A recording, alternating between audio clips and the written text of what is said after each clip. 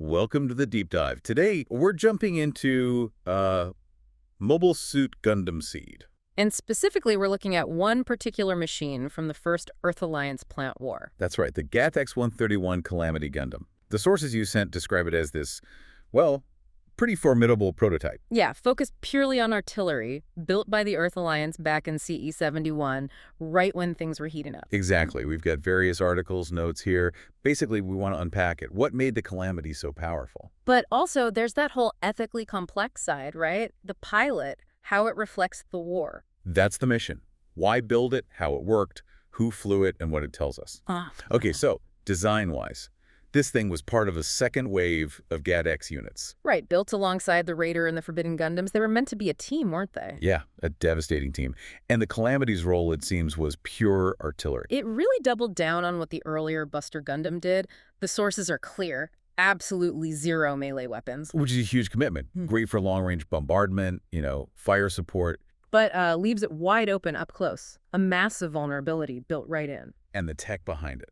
Transphase armor.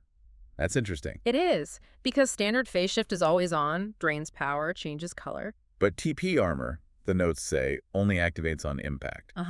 Saves a ton of energy, presumably for those big beam cannons. And no color change, which is kind of sneaky. A tactical advantage, maybe?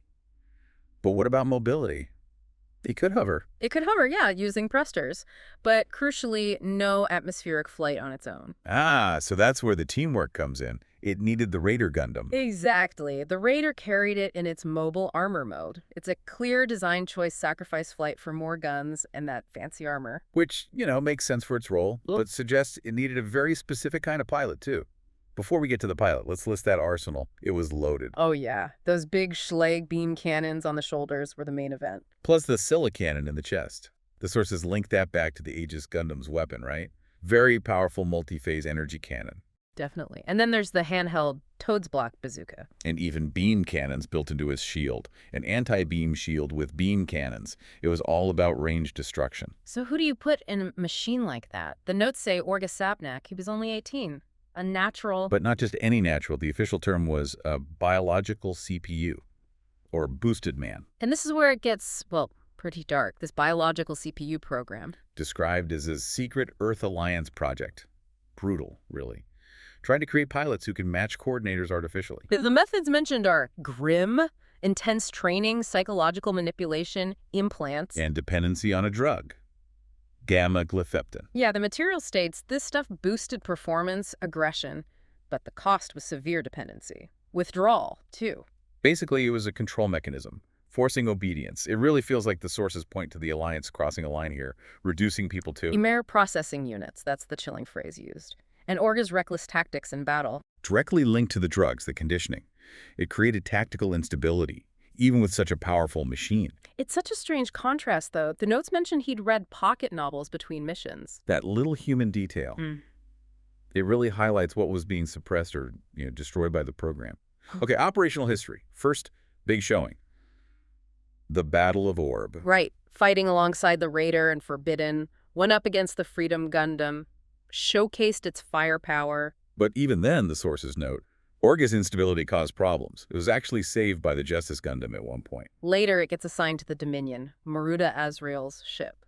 Which really highlights its importance to Blue Cosmos and their extreme agenda. It fought at Mendel, at Boaz, key battles, where its long-range power would have been crucial. Until the end, the Second Battle of Jishindu. Amidst all that chaos, Operation Peacemaker, Genesis. That's where it met its end. Destroyed by the Justice Gundam, using its Meteor unit's beam saber? And that kind of fits, doesn't it?